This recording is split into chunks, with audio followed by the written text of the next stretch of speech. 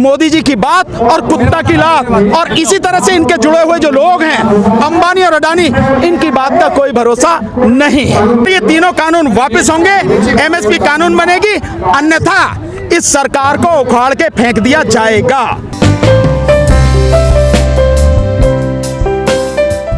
पहले ही जानते थे कि इसका नतीजा क्या होना है, लेकिन क्योंकि हम लोकतांत्रिक परंपरा का सम्मान करते हैं, इसलिए उस वार्ता में हम लोग गए थे।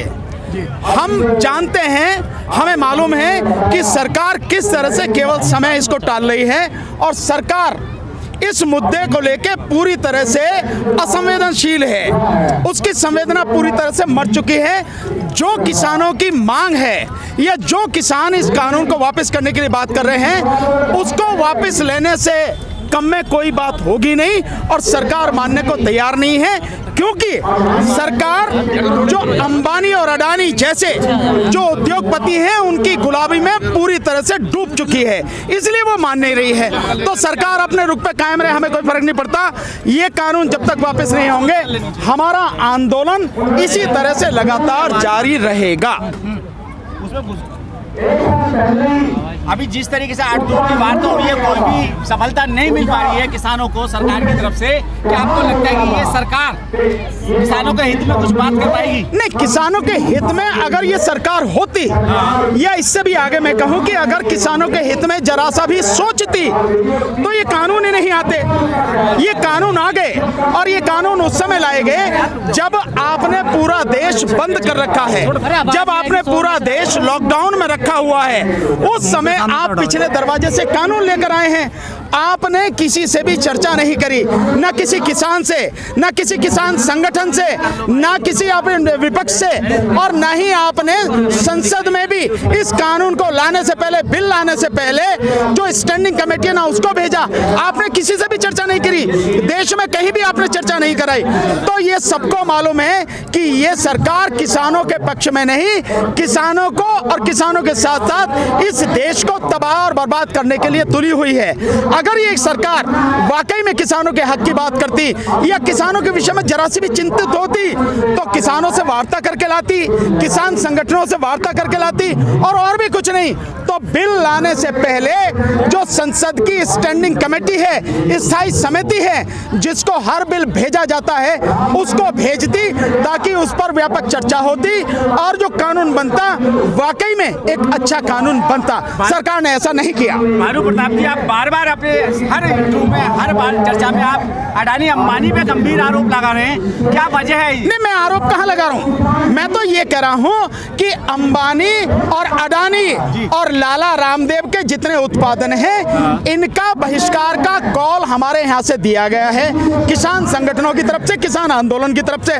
तो मैं सबसे कह रहा हूँ, भैया इनका बहिष्कार करो। क्यों? क्योंकि ये वो लोग हैं जो सरकार के साथ इस पूरे देश को तबाह और बर्बाद करने के षड्यंत्र में शामिल हैं। सर अगर ये वो तो व्यापारी है, उन्हें तो अपना माल बेचना है, उन्हें सरकार से लेना क्या है? नहीं, अगर माल बेचना है उनको, उन्हें माल बेचने से कौन मना कर रहा है? लेकिन आप सरकार के साथ षड्यंत्र में शामिल होके जब पूरे सामान पर ही कब्जा करना चाहते हैं, और क्योंकि सरकार ने जो एसेंशियल कमोडिटीज एक्ट है उसमें संशोधन करके जो लिमिट थी उस लिमिट को हटा दिया, तो इनके पास पैसा है पूरे देश का अनाज, जो पूरे देश में जो किसान जो भी चीज उपजाता है, फिर तो सारा का सारा यही कब्जे में ले लेंगे, और ये कब्जे में ले लेंगे तो मन मर्जी से बेचेंगे, जो रेट होगा इनका वो बेचेंगे।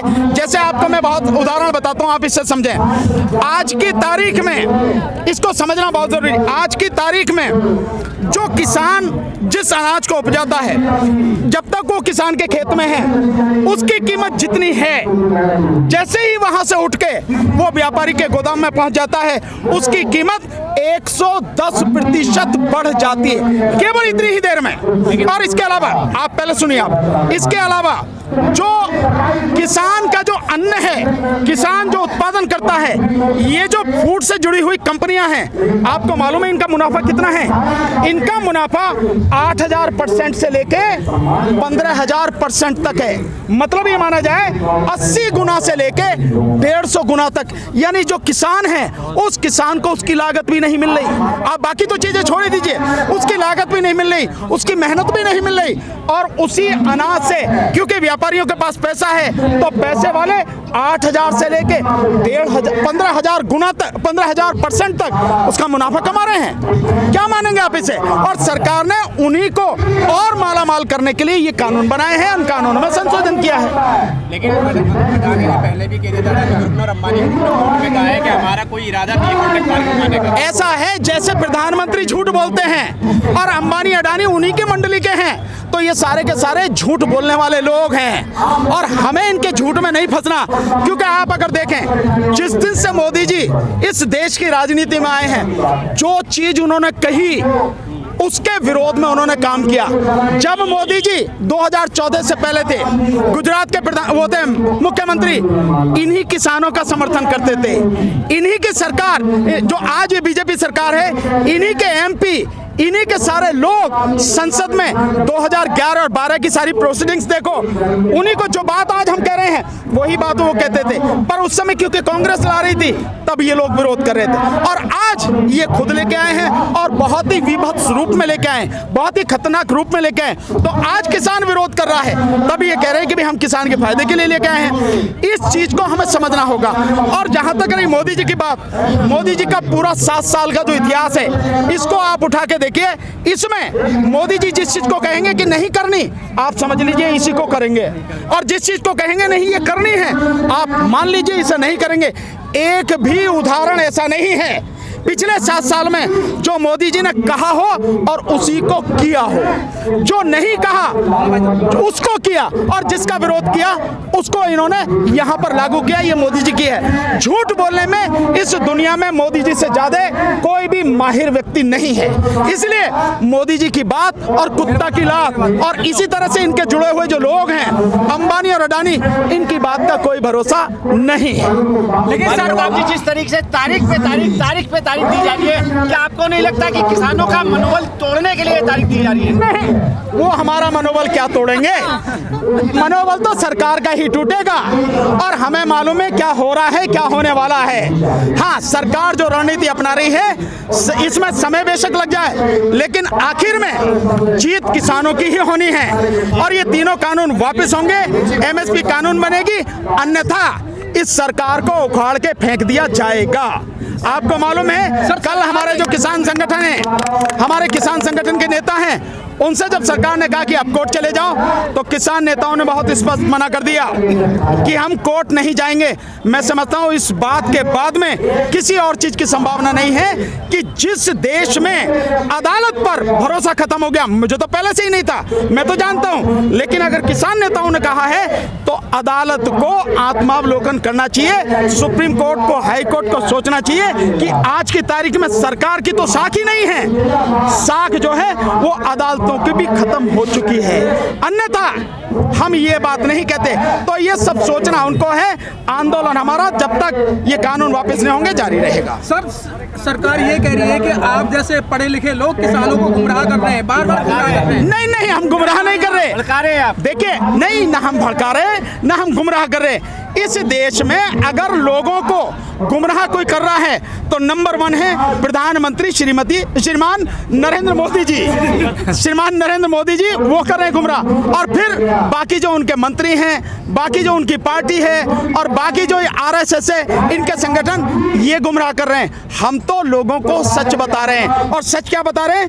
कानून बता रहे हैं। ये है कानून, और ये कानून देश को तबाह करने वाला है। मोदी जी और उनके मंत्री कानून पर बात नहीं करते हैं, बाकी सारी बात करते हैं। वो कहते हैं कानून बढ़िया है, ये नहीं बताएंगे कैसे बढ़िया है। वो कहते हैं आमदनी दुगनी हो जाएगी, ये नहीं बताएंगे कि कैसे हो जाएगी। ये सारी चीजें हम लोगों को बता रहे हैं कि कुछ नहीं होने वाला है। सरकार झूठ बोल रही है और देश को तबाह करना चाहती है, और अंबानी और अडानी जैसे जो उद्योगपति हैं उनकी चौखट पर गिरवी रखना चाहती है। आप लोग उस समय कहाँ गए थे जिस समय लाल किले को गिरवी रखा जा रहा था, रेल बेची जा रही थी? आज किसानों की बारी आई तो सब रोड पे निकल के आ रहे हैं। जब रेल बेची गई नहीं जी, हाथों में दी गई, लाल किला निजी हाथों में दिया गया, जब लोग आप लोग कहाँ थे? नहीं, हम लोग तो तब भी विरोध कर रहे थे। पीपल साहब, आप कैसे कह रहे हो हम कहाँ थे?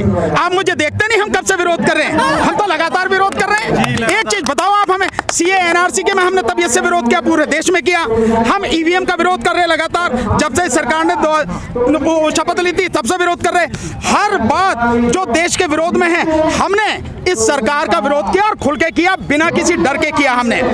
बात ये, मैं मानता हूं आपकी बात कि जिन लोगों पर सीधा सीधा प्रभाव पड़ता है, जैसे रेलवे का निजीकरण, तो रेलवे के जितने भी कर्मचारी थे उनको विरोध करना चाहिए था। जैसे इस देश में 1 जनवरी 2004 को जो पेंशन है वो बंद कर दी गई, तो जिनकी पेंशन बंद हुई उन्हें विरोध करना चाहिए था, उन्होंने नहीं किया। तो जिन लोगों से सीधा इफेक्ट पड़ता है उनको विरोध करना चाहिए था, अफसोस नहीं किया। लेकिन ये देश का सौभाग्य है कि जब देश के अन्नदाता के गले में फांसी का फंदा डाला गया, तो देश का अन्नदाता अपनी पूरी ताकत से खड़ा होकर विरोध कर रहा है। और ये विरोध इतना जबरदस्त है कि सरकार ने अगर ये बातें नहीं मानी, कानून वापस नहीं लिया, तो सरकार का बोरिया बिस्तरा उठा के फेंक दिया जाएगा, सरकार को उखाड़ कर फेंक दिया जाएगा। आम जनता पे क्या फर्क पड़ेगा सर इसका? सर, मैं आपको बार बार बता रहा हूं, आम जनता तबाह हो जाएगी, पूरी तरह से बर्बाद हो जाएगी। जो एग्रीमेंट वाला कानून है उसका सेक्शन 3, 4, 5, 6 और 7 में 10 और 11, 13 और 14 और 7 में 18, 19, 20, आप इनको पढ़ के देख लीजिए। आप देख लेंगे कि केवल इन्हीं सेक्शन में इस देश को बर्बाद करने की पूरी कहानी लिखी हुई है और कुछ नहीं है।